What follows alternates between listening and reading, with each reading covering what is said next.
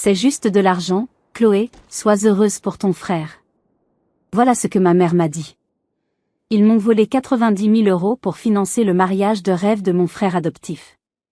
Alors, le jour de la cérémonie, je leur ai envoyé une seule lettre et j'ai regardé, en direct, leur monde parfait s'écrouler. Vous voulez savoir comment une fille silencieuse comme moi a pu orchestrer une telle chose? Laissez-moi tout vous raconter. L'histoire est plus sombre que vous ne l'imaginez, et chaque détail compte. Bonjour à tous et bienvenue sur ma chaîne. Avant de plonger dans les détails de cette histoire incroyable, qui, je vous le promets, vous tiendra en haleine, j'aimerais savoir d'où vous m'écoutez. Dites-moi dans les commentaires de quelle ville ou de quel pays vous venez, et quelle heure il est chez vous en ce moment. C'est fascinant de voir jusqu'où nos histoires peuvent voyager et nous connecter. Maintenant, revenons à ce dimanche matin, ce dimanche d'apparence si paisible qui a marqué le début de la fin. Mon histoire commence dans la quiétude d'un dimanche matin ordinaire à Lyon. J'habitais un petit appartement charmant dans le quartier de la Croix-Rousse, un cocon que j'avais mis des années à me construire, avec une vue imprenable sur les toits de la ville. Le genre de matin que j'adorais, le silence à peine troublé par les bruits lointains de la ville qui s'éveille, l'odeur du café frais qui emplit la pièce, un bon livre posé sur mes genoux. J'ai toujours été comme ça, une fille tranquille, presque invisible. La fille responsable, celle qui paie ses factures à temps, qui ne fait jamais de vagues. Celle sur qui on peut toujours compter, mais qu'on oublie facilement lors des célébrations. J'étais la fille biologique, le fruit de leur amour, disait-il. Mais la vérité, c'est que mon frère adoptif, Lucas, a toujours été le véritable soleil autour duquel tournait l'univers de notre famille. Il l'avait adopté quand il avait 8 ans, un petit garçon brisé par la vie, et il lui avait tout donné pour le reconstruire. En le reconstruisant, il m'avait démantelé, pièce par pièce, sans même s'en rendre compte. Ce matin-là, mon téléphone a vibré sur la table basse, brisant la perfection de mon silence. C'était ma mère, Isabelle.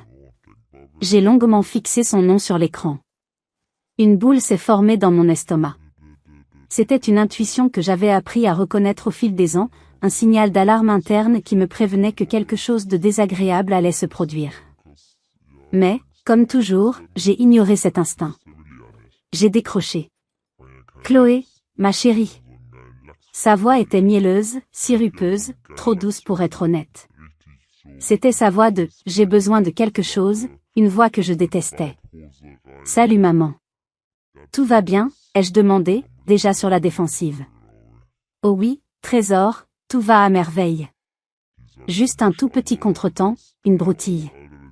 Tu sais, ton père et moi, on a quelques soucis avec la banque ces derniers temps. Ces nouvelles réglementations, c'est un cauchemar. Des bêtises administratives, tu connais ça, toi qui es si organisé. » Elle a ri doucement, un rire léger et faux. Je n'ai pas ri. Écoute, ma puce, j'ai une toute petite faveur à te demander.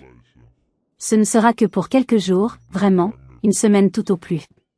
Est-ce qu'on pourrait exceptionnellement utiliser ta carte de crédit pour payer un acompte urgent? La banque a bloqué un de nos virements et on ne veut absolument pas rater une occasion en or. On te rembourse dès que c'est débloqué, parole d'honneur. Le silence qui a suivi était lourd. Dehors, la vie suivait son cours. Mais dans mon petit appartement, le temps s'était suspendu. Chaque fibre de mon être hurlait non. Quel genre d'urgence, ai-je réussi à articuler, ma voix plus faible que je ne l'aurais voulu. Oh, rien de dramatique, ne t'inquiète surtout pas. C'est pour une magnifique surprise pour toute la famille, tu seras si heureuse. On ne voulait pas t'inquiéter avec les détails. Tu as toujours été si raisonnable avec ton argent, si fiable. Et puis, la famille, c'est fait pour s'entraider, n'est-ce pas? On est une équipe. Cette phrase. Cette maudite phrase. Leur hymne national. L'excuse universelle pour justifier tous les sacrifices, toujours à sens unique. J'ai fermé les yeux, imaginant déjà le pire.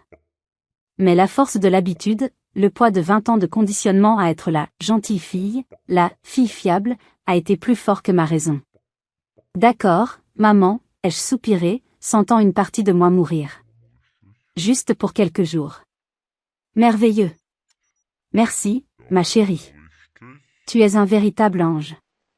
On t'aime si fort, ne l'oublie jamais. J'ai raccroché, un goût amer dans la bouche. Je me suis dirigée vers ma cuisine, le cœur lourd. J'avais le sentiment étrange et désagréable que je venais de leur donner bien plus qu'un simple morceau de plastique. J'avais l'impression de leur avoir donné la permission de me briser, une bonne fois pour toutes. Et si je vous disais que ce n'était que le début? Que se passe-t-il quand la confiance est trahie de la manière la plus spectaculaire qui soit, et que l'amour familial n'est qu'un prétexte pour la plus vile des escroqueries? Après cet appel fatidique, les jours se sont transformés en semaines. J'étais complètement absorbée par un projet majeur au travail. En tant qu'analyste de données dans une grande entreprise d'informatique, les périodes de rush étaient intenses, et celles-ci battaient tous les records. Les journées de 12 heures étaient devenues la norme. Cette surcharge de travail était presque une bénédiction, elle m'empêchait de trop penser à cette histoire de carte de crédit. J'essayais de me convaincre que j'étais paranoïaque. J'ai même envoyé un SMS à ma mère une semaine plus tard, « Salut maman, juste pour savoir si tout s'est bien passé avec votre urgence ?» Sa réponse avait été rapide et vague, « Oui oui ma chérie, tout est réglé, ne t'en fais pas. On en reparle bientôt. Bisous. » Bientôt n'est jamais arrivé. J'ai laissé tomber, me disant que je devais leur faire confiance. Après tout, c'était ma famille. Quelle erreur monumentale. 3 semaines s'étaient écoulées. C'était un mardi après-midi, le ciel de Lyon était gris et menaçant. J'étais en pleine concentration, finalisant un rapport complexe pour mon directeur, quand mon téléphone professionnel a sonné. C'était un numéro masqué. Normalement, je ne réponds pas, mais pour une raison que j'ignore, je l'ai fait. Madame Chloé Rivière, a demandé une voix d'homme, professionnelle et neutre. Oui, c'est moi. Bonjour, je suis Monsieur Dubois de la Société Générale, je travaille au service de vérification des transactions. Ne vous inquiétez pas, c'est une procédure de routine. Mon sang s'est glacé. Mon cœur a commencé à battre plus vite. Une procédure de routine? Oui, nous voulions simplement confirmer une transaction particulièrement importante effectuée avec votre carte de crédit la semaine dernière. Un montant de 90 000 euros. J'ai failli éclater de rire. C'était une blague. Une mauvaise blague. Pardon? 90 000 euros? Vous devez faire erreur, monsieur. C'est impossible. Je n'ai jamais dépensé une telle somme de toute ma vie. Il y a eu un silence à l'autre bout du fil, puis le bruit discret d'un clavier. Non, Madame Rivière, il n'y a pas d'erreur. La transaction a bien été validée par notre système. Il s'agit d'un paiement unique en faveur du domaine de la Couronne. C'est un lieu de réception, spécialisé dans les mariages, si je ne me trompe pas, le domaine de la Couronne. Le nom a explosé dans mon esprit comme une grenade. Je connaissais ce nom. C'était un de ces châteaux de contes de fées dans le Beaujolais, un lieu inaccessible pour le commun des mortels, où un simple dîner coûtait le prix d'un mois de mon loyer. Ma gorge est devenue sèche. L'air semblait avoir quitté mes poumons. Je pouvais à peine respirer. J'ai balbutié un remerciement à l'employé de la banque d'une voix qui n'était pas la mienne et j'ai raccroché. Mes mains tremblaient si fort que je n'arrivais pas à déverrouiller mon portable. Mes pensées s'entrechoquaient dans ma tête dans un chaos total. 90 000 euros. Un mariage. Lucas. Ça ne pouvait être que ça. Lucas et sa fiancée, Camille, parlaient de se marier depuis des mois, et Camille avait toujours eu des goûts de luxe. J'ai finalement réussi à trouver le numéro de ma mère et j'ai appelé. Directement sur sa messagerie. Mon cœur battait à tout rompre. J'ai appelé une deuxième fois. Messagerie. La panique commençait à se transformer en une rage froide. J'ai appelé une troisième fois, laissant le téléphone sonner, encore et encore, une sonnerie stridente qui résonnait dans le silence de mon bureau. Finalement, elle a décroché. Allô? Sa voix était agacée, comme si je la dérangeais en plein milieu de quelque chose d'important. Maman. C'est quoi cette histoire de 90 000 euros au domaine de la Couronne? Un silence. Un long silence pesant. Puis, un soupir. Pas un soupir de regret. Un soupir d'exaspération. Chloé, je comptais t'en parler. Vraiment. Mais les choses se sont bousculées, tout est allé si vite, tu ne peux pas l'imaginer. C'est pour le mariage de Lucas, n'est-ce pas, ai-je demandé, ma voix tremblante de fureur contenue. Oui. Lui et Camille sont tellement amoureux.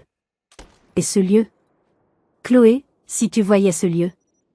C'était une occasion unique, une annulation de dernière minute, une offre incroyable qu'on ne pouvait absolument pas laisser passer. C'était un signe du destin.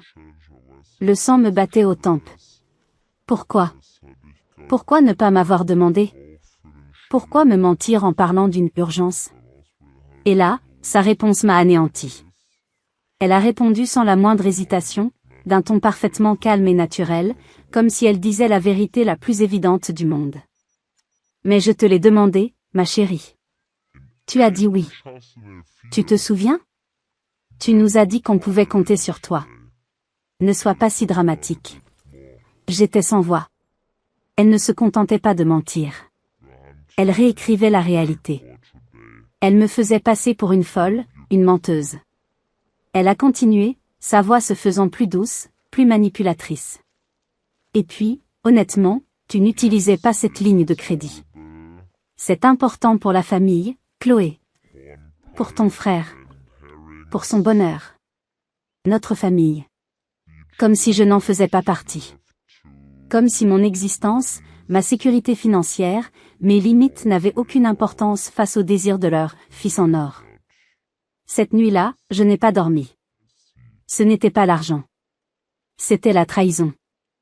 La facilité avec laquelle il m'avait menti, m'avait utilisé. Il ne m'avait pas simplement pris de l'argent. Il m'avait volé ma voix, ma réalité. Et je n'avais pas encore découvert l'ampleur de leur plan. Comment aurait-il pu aller encore plus loin? Vous n'allez pas le croire.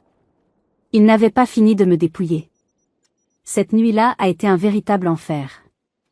Je me retournais sans cesse dans mon lit, le dialogue avec ma mère tournant en boucle dans ma tête comme un disque rayé. Chaque mot était une gifle. Ne sois pas si dramatique. Tu as dit oui. J'avais l'impression de devenir folle, de douter de ma propre mémoire. Étais-je si insignifiante pour eux qu'ils pouvaient effacer ma volonté d'un simple revers de main? J'ai fini par me lever et j'ai passé le reste de la nuit sur mon canapé, à regarder la ville s'illuminer, le cœur en miettes. Le lendemain matin, j'étais un zombie. Épuisé, les yeux cernés, je me suis fait un café extra fort, essayant de rassembler mes esprits. Je devais les affronter, leur dire que c'était inacceptable. Je devais appeler ma banque, faire opposition, annuler cette transaction. J'ai cherché le numéro de mon conseiller, prêt à déclencher une guerre. C'est à ce moment précis que mon téléphone a sonné. C'était Lucas. Mon cœur a fait un bond. Une partie de moi, naïve et désespérée, a espéré qu'il allait s'excuser.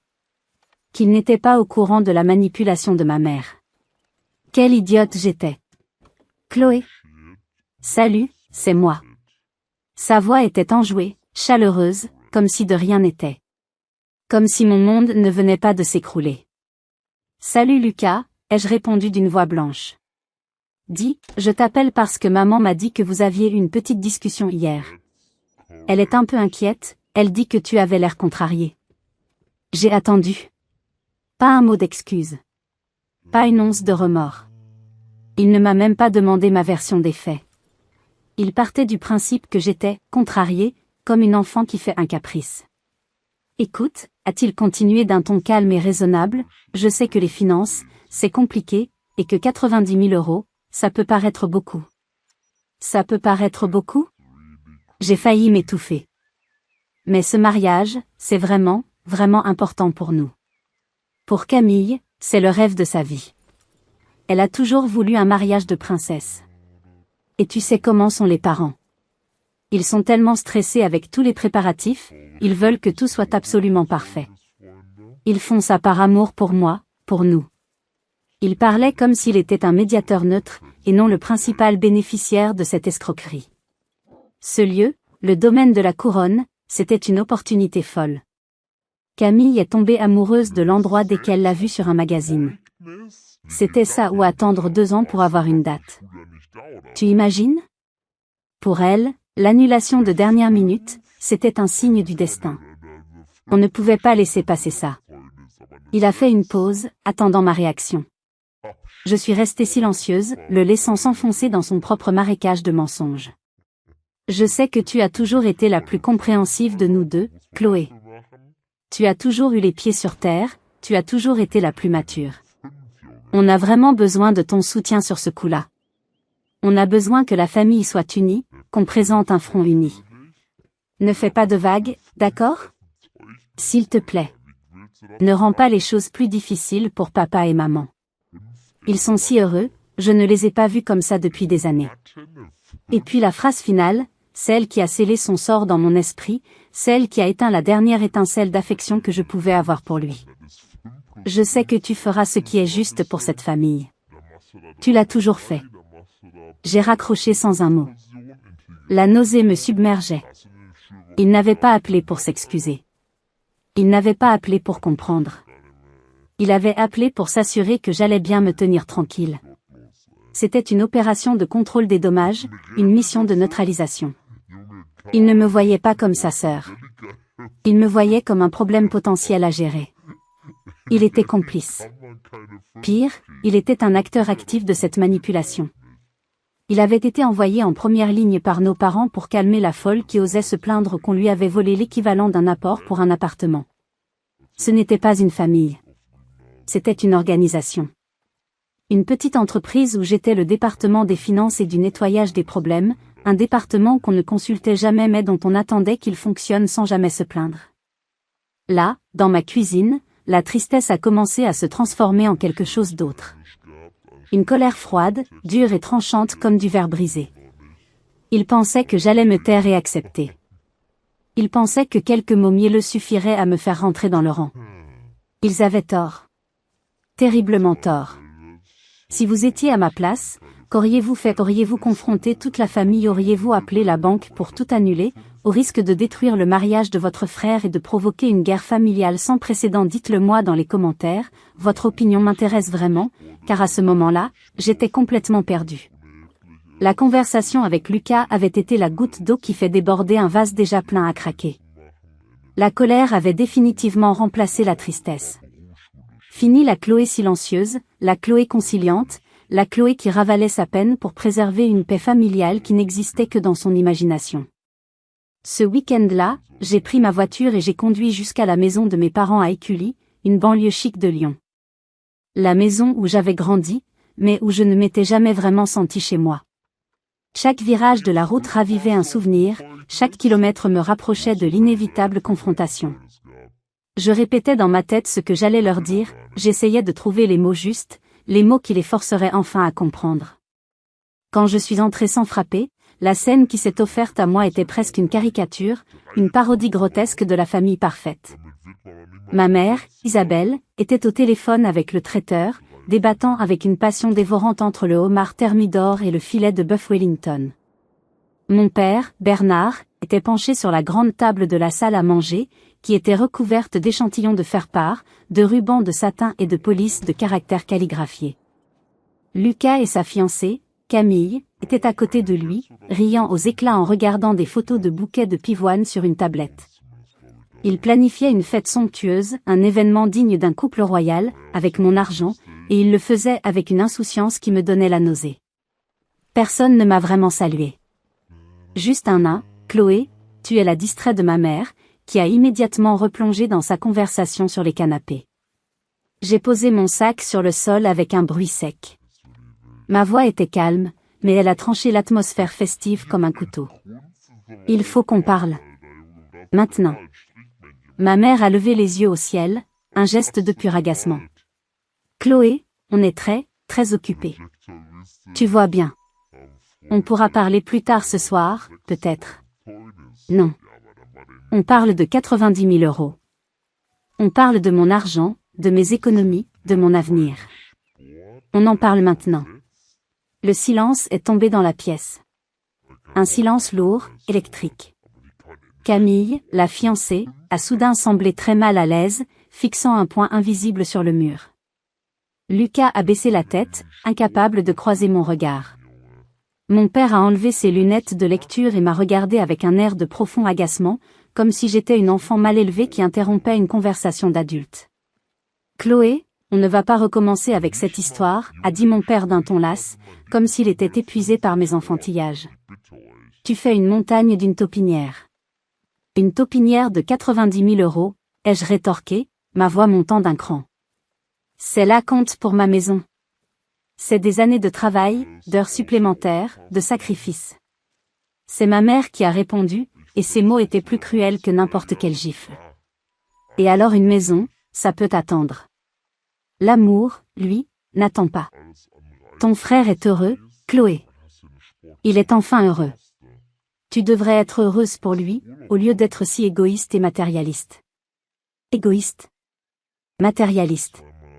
Les mots sont sortis de sa bouche avec une telle facilité, comme des armes qu'elle avait l'habitude de manier.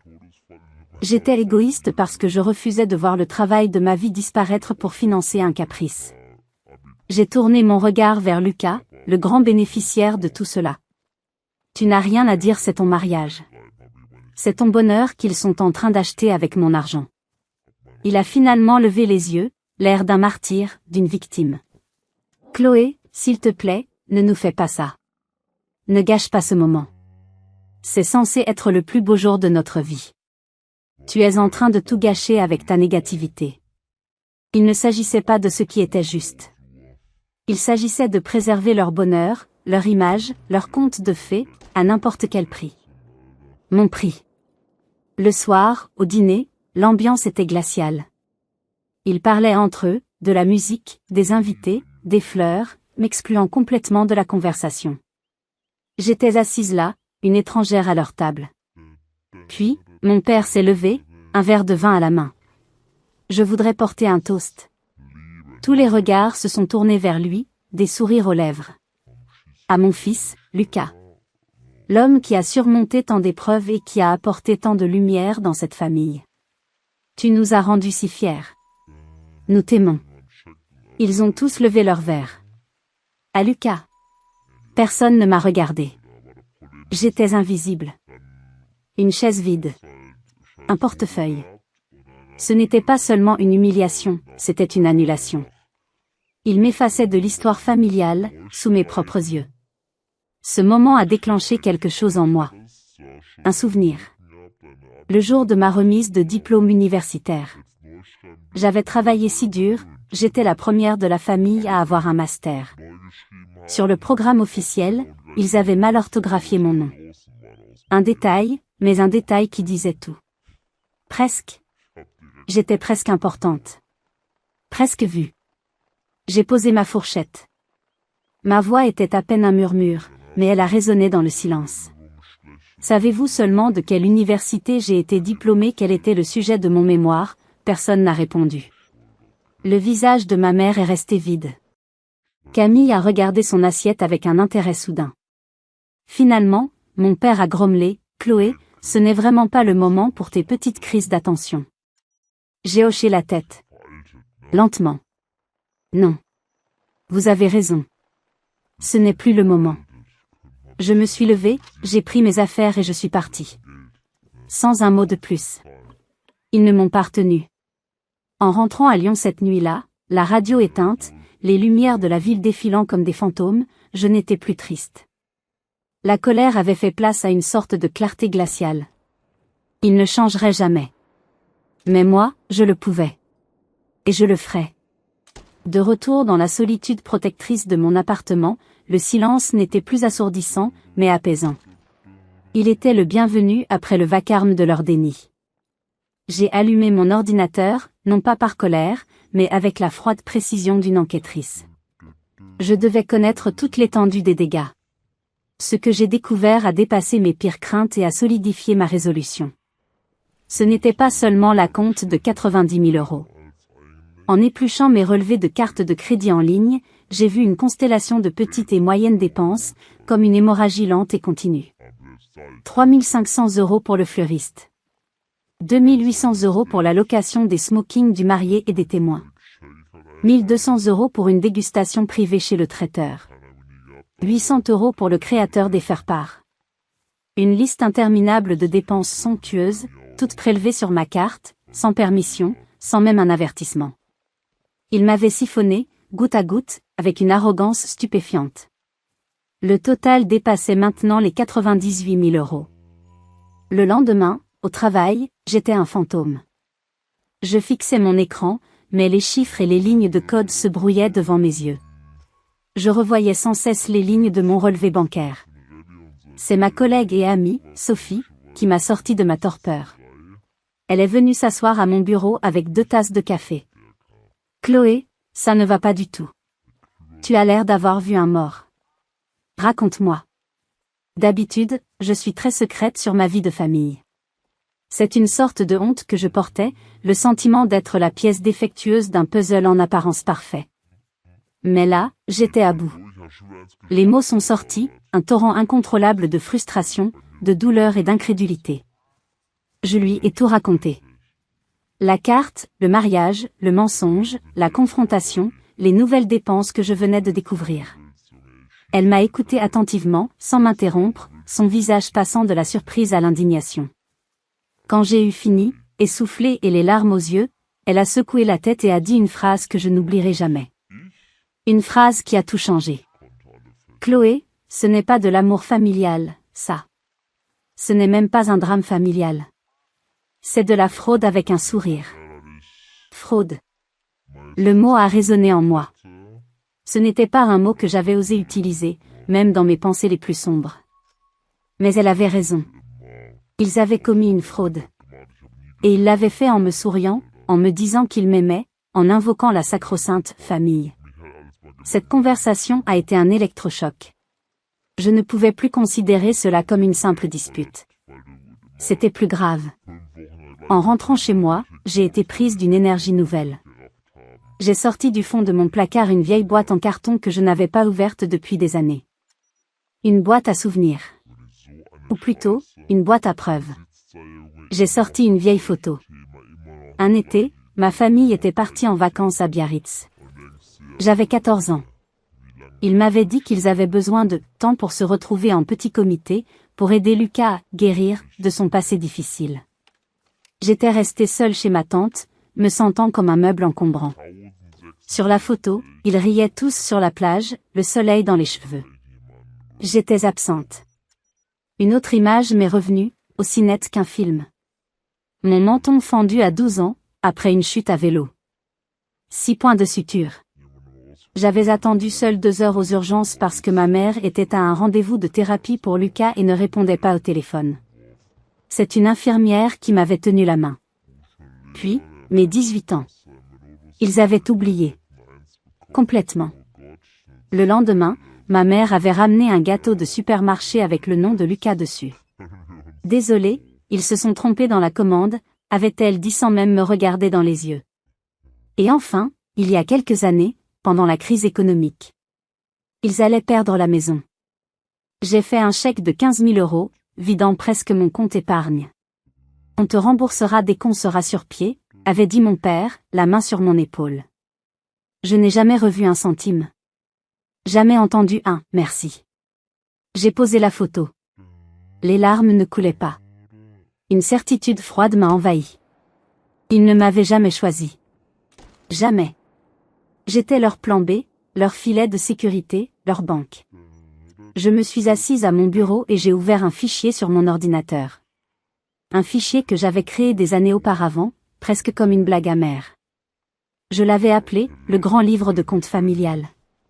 Au début, c'était pour les petites choses, l'essence que je payais, les factures de téléphone que je couvrais.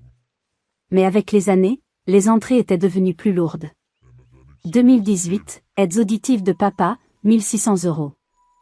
2019, réparation du climatiseur de maman, 4 300 €. 2021, frais de scolarité du neveu que Lucas ne pouvait pas payer, 2 500 €. J'ai fait défiler la liste. Le total était déjà stupéfiant. Et puis, tout en bas, j'ai ajouté une nouvelle ligne, en lettres capitales. Date, 2025. Description, dépenses DE mariage DE Lucas, non autorisé. Montant, 98 300 €, et plus à venir. Dans la colonne des notes, j'ai écrit, ce n'est pas de la famille. C'est une obligation. J'ai regardé l'écran, le curseur clignotant. Et pour la première fois, je ne me sentais plus comme une victime. Je me sentais comme une comptable. Une comptable qui s'apprêtait à faire un audit final et à envoyer la facture. J'ai cliqué sur « Imprimer ». 40 pages. 40 pages de promesses non tenues et de sacrifices invisibles. Ce n'était plus une question de tristesse. C'était devenu une question de preuve. Mais que peut-on faire avec des preuves quand votre propre famille est votre adversaire, et qu'ils sont prêts à tout pour protéger leur version de l'histoire? Armée de mon dossier de 40 pages, je me sentais différente. Plus forte, plus ancrée dans la réalité. Je n'allais pas chez eux pour me battre ou pour pleurer. J'allais leur présenter les faits, noir sur blanc. Je méritais au moins ça, une reconnaissance de la vérité. Mais la réalité, comme toujours avec ma famille, allait dépasser mes attentes de la manière la plus tordue et la plus choquante qui soit. Quelques jours plus tard, alors que je réfléchissais à la meilleure façon de leur présenter mon « livre de comptes », Lucas m'a de nouveau appelé. Sa voix était enjouée, presque excitée, comme si nos précédentes conversations n'avaient jamais eu lieu. « Chloé, il faut absolument qu'on se voie. J'ai une proposition incroyable à te faire.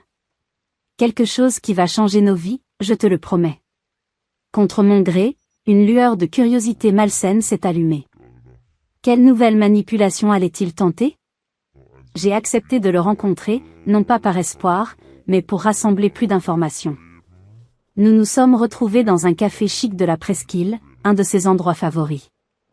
Il était impeccable, comme toujours, dans une chemise coûteuse, l'air d'un jeune entrepreneur à qui tout réussit.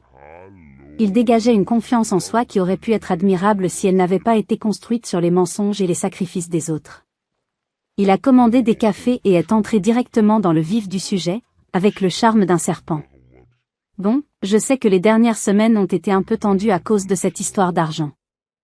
Maman et papa ne gèrent pas toujours bien les choses, ils peuvent être maladroits, mais leur cœur est à la bonne place. Tu le sais. Il a fait une pause, me regardant avec une sincérité feinte qui me donnait la nausée. Je veux arranger les choses. Vraiment. Je veux que tu sois impliqué, pas seulement dans le mariage, mais dans notre futur. Un futur brillant. Mon cœur a raté un battement, non pas d'espoir, mais d'appréhension. Était-ce possible qu'il soit encore plus tordu que je ne l'imaginais? Quel futur? Ai-je demandé, ma voix aussi neutre que possible. Il s'est penché en avant, son visage s'illuminant d'une avidité à peine contenue. L'immobilier, Chloé. L'immobilier de luxe. Je monte une petite agence de conseil, très sélecte, pour des clients fortunés. C'est un projet énorme. Les investisseurs adorent l'angle familial. Ça inspire confiance, ça montre des racines, de la stabilité. Je ne voyais toujours pas le rapport avec moi. Et moi, dans tout ça? Son sourire s'est élargi, un sourire carnassier. Il a baissé la voix, comme pour me confier le plus grand des secrets. Eh bien, l'entreprise est déjà créée. Les statuts sont déposés. Elle s'appelle Conseil Rivière. Un nom solide, crédible, tu ne trouves pas? C'est notre nom de famille. C'est ton nom, techniquement. Je suis resté immobile. Le bruit du café, les conversations autour de nous, tout semblait s'être évanoui. Il n'y avait plus que sa voix, ces mots qui résonnaient dans ma tête. Je ne comprenais pas. Il a continué, aveugle à mon état de choc, emporté par son propre génie. C'est juste de la paperasse, Frangine. On arrangera ça plus tard, bien sûr. Mais pour le lancement, pour obtenir les premiers prêts et pour rassurer les investisseurs, utiliser ton nom nous donne une crédibilité instantanée. Tu n'as pas de dette, une situation stable, un historique bancaire impeccable. C'est parfait. C'est juste un petit coup de pouce pour démarrer. Tu sais comment ça marche, le monde des affaires. C'est une question d'image. Le sol s'est dérobé sous mes pieds. Le vertige m'a prise. J'ai cligné des yeux, une fois. 2 fois. Ma voix était un souffle, un murmure étranglé. Tu as utilisé mon nom? Pour créer une entreprise? Avec mon numéro de sécurité sociale? Sans me le dire? Il a eu un petit rire, un rire de pitié, comme si j'étais une enfant stupide qui ne comprenait rien au monde des grands. Allez, Chloé, c'est la famille. On est une équipe. Ton succès, c'est mon succès, et vice-versa.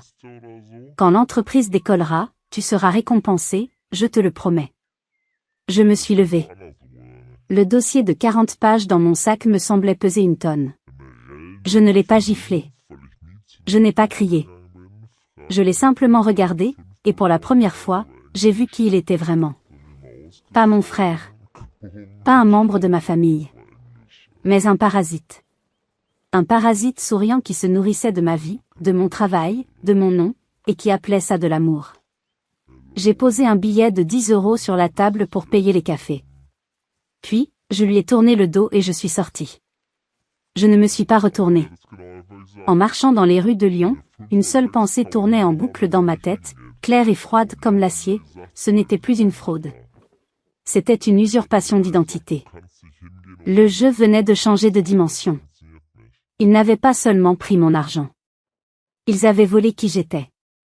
Comment riposter face à une trahison de cette ampleur? La réponse allait être bien plus spectaculaire qu'un simple dossier imprimé. Elle allait être légale, publique et dévastatrice. Après la révélation de Lucas, je n'ai pas perdu une seule seconde. Le lendemain matin, à la première heure, j'étais dans le bureau de Maître Dubois. Mon dossier de 40 pages posé entre nous. J'ai raconté la dernière conversation avec Lucas, ma voix dénuée d'émotion. Elle m'a écouté, ses yeux s'écarquillant légèrement à la mention de la création de la société. Quand j'ai eu fini, elle a joint ses mains sur son bureau et m'a regardé droit dans les yeux. Mademoiselle Rivière, ce n'est plus un conflit familial. C'est une usurpation d'identité caractérisée et une fraude financière. C'est une infraction pénale. Nous avons tout ce qu'il faut pour déposer une plainte. Le mot « pénal » a fait écho dans son bureau austère. Il rendait la situation terriblement réelle. Pourtant, une petite partie de moi, stupide et faible, hésitait encore. Déposer plainte contre sa propre famille, c'était un pas que je n'étais pas encore prête à franchir. Pour l'instant, ai-je dit, je veux juste qu'ils arrêtent. Je veux qu'ils dissolvent cette société et qu'ils me remboursent. Maître Dubois a hoché la tête, compréhensive. Très bien. Nous allons commencer par une mise en demeure. Formelle, glaciale, et sans aucune ambiguïté. Elle leur donnera 48 heures pour se conformer à nos exigences, sans quoi des poursuites judiciaires seront immédiatement engagées. Elle a rédigé la lettre sous mes yeux. C'était une œuvre d'art de rhétorique légale, chaque mot pesé, chaque menace implicite. J'ai décidé de la livrer moi-même, par coursier, pour m'assurer qu'ils la reçoivent. Je pensais que cette lettre, ce document officiel, les ferait enfin réagir. Qu'ils comprendraient qu'ils étaient allés trop loin. Je pensais que cela provoquerait une conversation, des négociations, peut-être même des excuses. J'avais tort. Leur réponse a été bien plus brutale, bien plus publique. Le lendemain, vers 11 h du matin, j'étais en pleine réunion de brainstorming avec mon équipe dans notre grand open space au quartier de la Pardieu. L'ambiance était créative, détendue. Soudain, j'ai entendu un vacarme dans le hall d'entrée. Une voix forte, une voix que je connaissais trop bien, une voix chargée de fureur. C'était mon père. Il a déboulé dans l'open space comme un taureau dans une arène, le visage rouge de colère, agitant une copie de la lettre de l'avocate. Mes 20 collègues se sont tus instantanément. Mon chef a levé la tête de son ordinateur, stupéfait. « Chloé » a-t-il hurlé. Mon nom a résonné contre les vitres de l'immeuble. Je me suis levée, sentant tous les regards se tourner vers moi, un mélange de curiosité et de pitié. Mon cœur battait à tout rompre, mais mon visage est resté impassible. J'étais prête. « Tu oses » a-t-il crié en s'approchant de mon bureau. « Tu oses envoyer des menaces légales à ta propre famille. Après tout ce que nous avons fait pour toi. » Il a frappé mon bureau avec son poing. Plusieurs de mes collègues ont sursauté. On t'a nourri, logé, éduqué. Tu n'étais rien sans nous. Et voilà comment tu nous rembourses? Avec des avocats? En nous traitant comme des criminels? Je suis restée silencieuse. Mon silence semblait le rendre encore plus fou. Il cherchait une réaction, une dispute, une justification pour sa colère. Je ne lui ai rien donné. Et puis, il a porté le coup de grâce. Le coup le plus bas, Le plus cruel, celui qui visait à me détruire. Tu oublies, hein, a-t-il craché, sa voix pleine de venin. Tu oublies quand tu avais 15 ans et que tu as fait pipi au lit à cause d'un orage? Tu étais terrifié, en larmes. Qui a nettoyé tes draps en secret à 3 heures du matin pour que personne ne se moque de toi? C'est ta mère. Cette famille a protégé ta honte, et toi, tu nous craches dessus. Tu es ingrate et sans cœur. Un silence de mort est tombé sur le bureau. Mes collègues baissaient les yeux, profondément gênés pour moi. J'ai senti mes joues brûler, non pas de honte, mais d'une rage pure et blanche. Il avait utilisé un souvenir intime, une vulnérabilité d'enfant, une preuve d'amour de ma mère à l'époque, pour m'humilier publiquement. Pour me briser. La sécurité est arrivée, alertée par la réceptionniste. 2 agents, grands et calmes, se sont approchés de lui. Vous n'avez pas élevé une fille, ai-je finalement dit, ma voix tranchante comme une lame de rasoir. Vous avez élevé un bouclier. Un portefeuille. Et il est définitivement fermé. Alors qu'il l'escortait fermement vers la sortie, il s'est retourné et a crié une dernière menace, une promesse. Tu vas le regretter. Tu t'es fait des ennemis de ton propre sang. Tu finiras seul. Les portes vitrées se sont refermées derrière lui. J'étais seul, au milieu des murmures et des regards en coin. Mon chef s'est approché et m'a mis une main sur l'épaule. Prends le reste de ta journée, Chloé. J'ai hoché la tête, j'ai pris mon sac et je suis parti. Mais à l'intérieur, quelque chose s'était brisé pour de bon. Ce n'était pas mon cœur. C'était la dernière chaîne de culpabilité qui me liait à eux. Ils n'avaient pas seulement déclaré la guerre. Ils venaient de me donner la permission de la gagner. Par tous les moyens nécessaires. L'humiliation au bureau a été un point de non-retour. Cette nuit-là, en rentrant chez moi, je n'ai pas pleuré. Je n'ai pas crié. J'ai ressenti un calme étrange, une détermination froide et implacable. Ils avaient franchi une ligne que je n'aurais jamais cru possible. Ils avaient tenté de me briser professionnellement et personnellement, de m'isoler en m'humiliant devant mes pairs. La mise en demeure n'était qu'un avertissement. Il était temps de passer à l'action, une action silencieuse, méthodique et dévastatrice. Le lendemain, j'ai pris ma journée. Ma première destination n'a pas été le bureau de mon avocate, mais le greffe du tribunal de commerce de Lyon. C'était un bâtiment administratif gris et sans âme, le genre d'endroit où les drames de la vie sont consignés sur du papier officiel, loin des cris et des larmes. L'atmosphère était feutrée, presque religieuse. J'ai donné mon nom, présenté ma carte d'identité, et demandé à consulter les statuts de la société, Conseil Rivière. La fonctionnaire m'a regardé avec une curiosité polie, mais n'a posé aucune question. 20 minutes plus tard, je tenais dans mes mains la preuve irréfutable. Un dossier complet. La société était bien enregistrée à mon nom, avec mon numéro de sécurité sociale, et une adresse de domiciliation qui correspondait à une boîte postale liée à l'immeuble de Lucas. Il avait tout falsifié. Ce n'était plus seulement une usurpation d'identité pour obtenir de la crédibilité. C'était une fraude fiscale et sociale en devenir. Il prévoyait de gérer des transactions, d'embaucher, de payer des salaires, tout cela sous mon identité. J'étais légalement responsable de tout ce qu'il ferait. La pensée m'a donné le vertige. Je n'ai pas appelé Lucas. Je n'ai pas appelé mes parents. J'avais fini de parler. J'ai passé le reste de la matinée dans un centre de reprographie, près de la gare de Perrache. J'ai scanné chaque document. Chaque page. Le KBIS, les statuts, le formulaire de déclaration. J'ai créé un dossier numérique complet, méticuleusement organisé, que j'ai sauvegardé sur une clé USB et sur un cloud sécurisé. J'ai aussi fait 3 copies papier de l'ensemble du dossier. Ensuite, j'ai fait 2 choses, depuis un cybercafé pour ne laisser aucune trace. La première a été d'écrire un long email. J'ai créé une adresse email anonyme, quelque chose comme justicièresilencieux75@protonmail.com. J'ai rédigé un texte factuel, sans émotion, presque clinique, expliquant la situation, l'utilisation non consentie de ma carte de crédit pour un mariage, l'usurpation d'identité pour la création d'une société, les preuves à l'appui. J'ai joint tous les documents scannés. Et j'ai envoyé cet email à une seule personne, un blogueur d'investigation lyonnais, connu pour son intégrité, sa ténacité à dénoncer les arnaques locales et les injustices, et surtout, pour sa haine des apparences trompeuses de la bourgeoisie locale. Je savais qu'il vérifierait chaque fait avant de publier quoi que ce soit. Je lui donnais tout ce dont il avait besoin sur un plateau d'argent. La deuxième chose a été plus officielle. J'ai rempli en ligne le formulaire de dénonciation anonyme sur le site de la Direction générale des finances publiques. C'était un processus long et fastidieux, mais je l'ai fait avec une concentration absolue. J'ai joint les mêmes documents. J'ai détaillé la fraude potentielle, le risque d'évasion fiscale, l'utilisation frauduleuse de mon identité. J'ai appuyé sur « Envoyer ».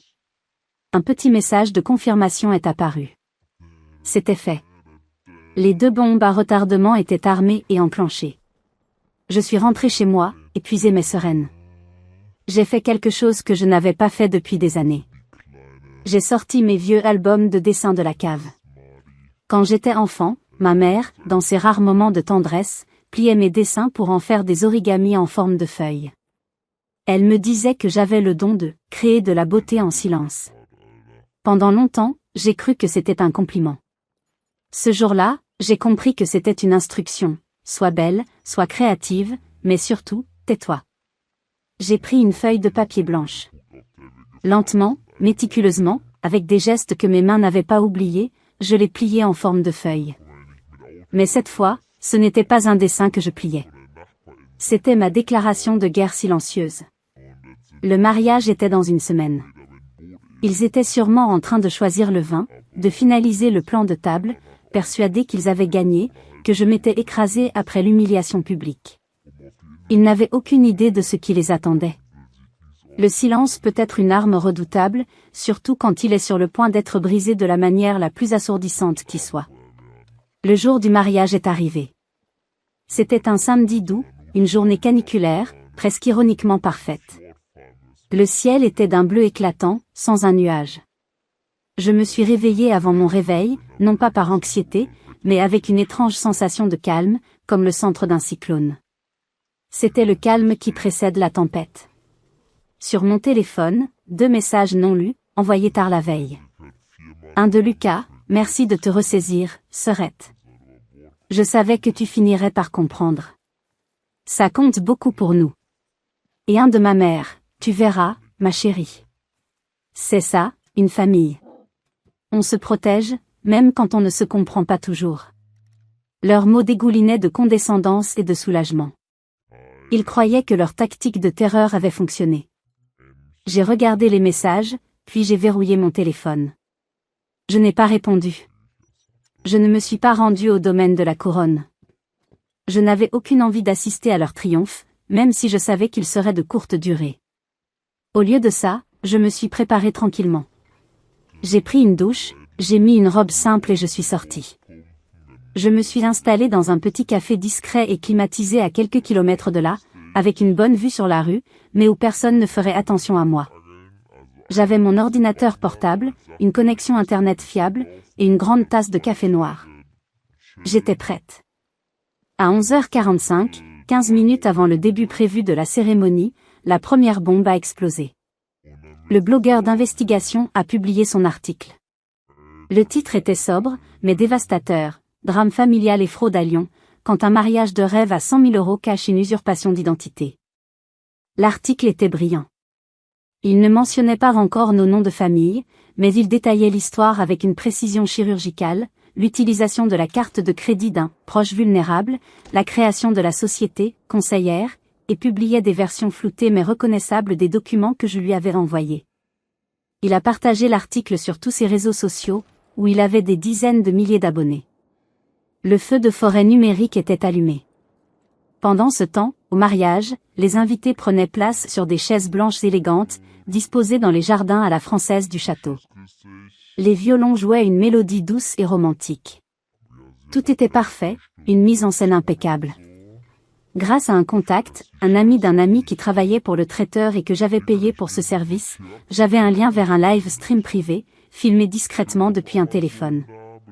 La qualité n'était pas parfaite, mais suffisante.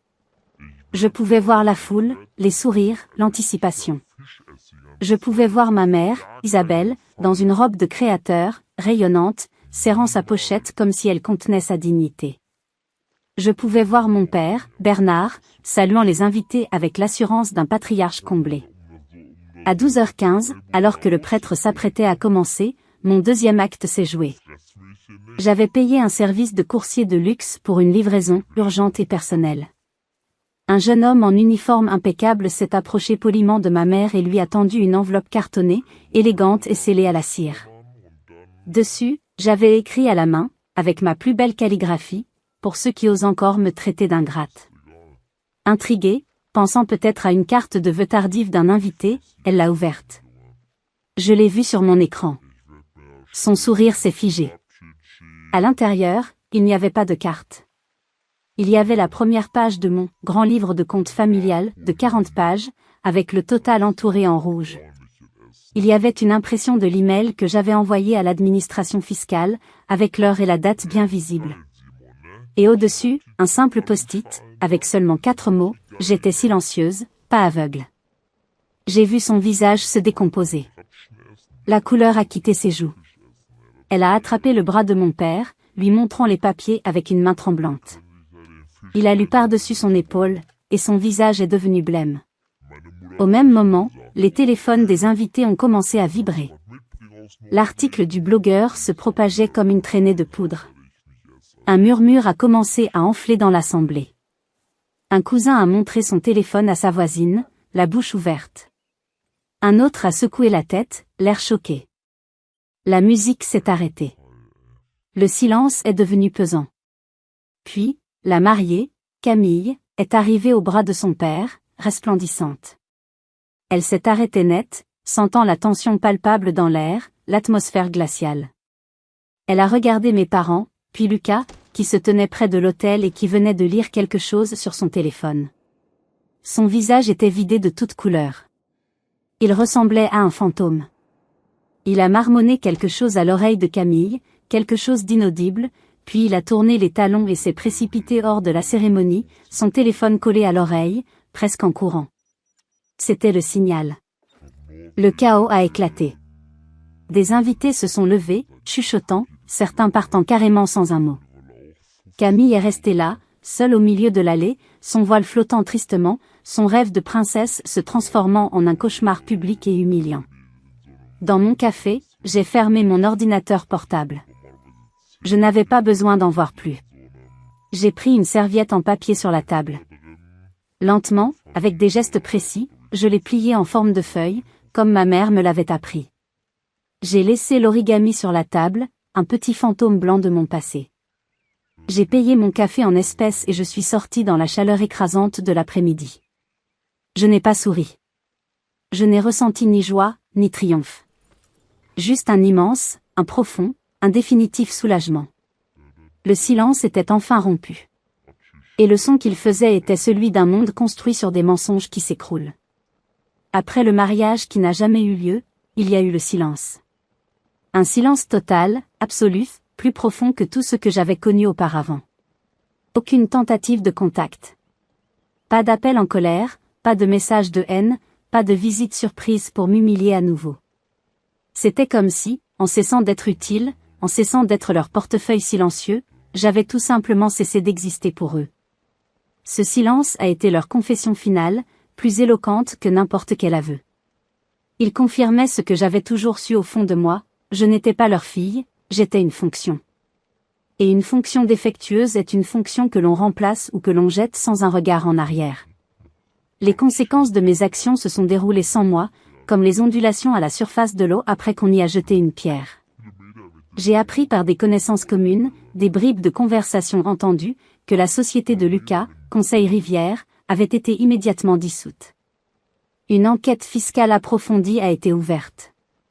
Le blogueur, sentant l'ampleur de l'affaire, a publié un deuxième article, avec les noms cette fois, et l'histoire a fait le tour de notre petite communauté bourgeoise de Lyon.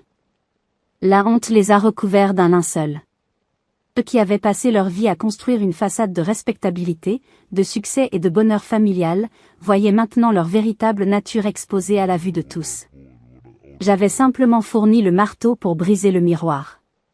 Camille, la fiancée, a rompu les fiançailles la semaine suivante, incapables de supporter le scandale.